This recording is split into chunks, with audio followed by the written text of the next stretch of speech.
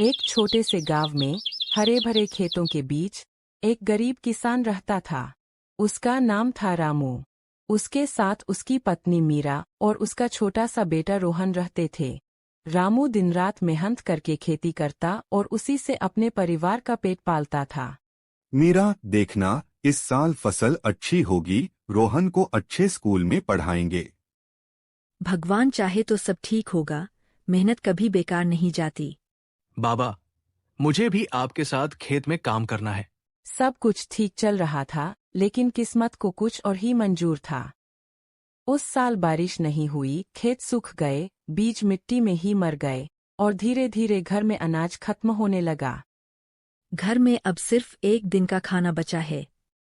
मैं क्या करूं मीरा, भगवान ने ही मुंह मोड़ लिया है। एक दिन रामू खेत के किनारे बैठकर फूल फूट कर रो रहा था। तभी उसे दूर से एक साधु आता हुआ दिखाई दिया। साधु ने रामू से पूछा, क्या हुआ वत्स, तुम दुखी क्यों हो? महाराज, मेरे बच्चे भूखे हैं। खेती बर्बाद हो गई, मेरे पास खाने के लिए कुछ नहीं बचा। साधु ने उसकी आंखों में झांका और मुस्कुराते हुए उसकी हाथों में जादुई बीजों का एक छेला दिया और बोला, इन बीजों को सच्चे मन से बोना, लालच मत करना, तुम्हें खाने की कभी भी कमी नहीं होगी। महाराज, मैं आपका यह एहसान कभी नहीं भूलूंगा। इसके बाद साधु वहां से चला गया।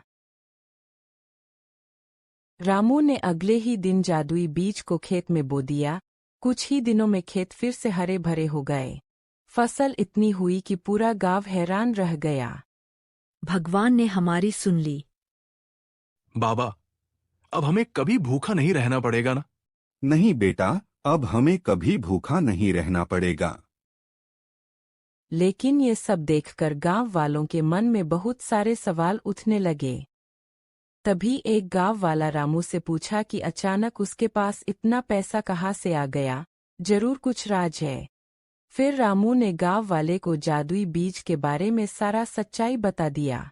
लेकिन सच्चाई हर किसी को पसंद नहीं था। अगले दिन कुछ लालची लोगों ने जादुई थैला चुराने की योजना बनाई। आज रात यह जादुई थैला हमारा होगा और हम अमीर बन जाएंगे। जैसे ही उन्होंने थैला छुआ, तेज रोशनी हुआ और आवाज आया, अरे मूर्ख, लालच का अंत हमेशा विनाश होता है। यह सुनते ही दोनों चोर वहां से भाग खड़े हुए। लेकिन रामू ने उस जादुई वरदान का कभी भी गलत उपयोग नहीं किया, हमेशा सही उपयोग किया और हमेशा ही गांव वालों की मदद की।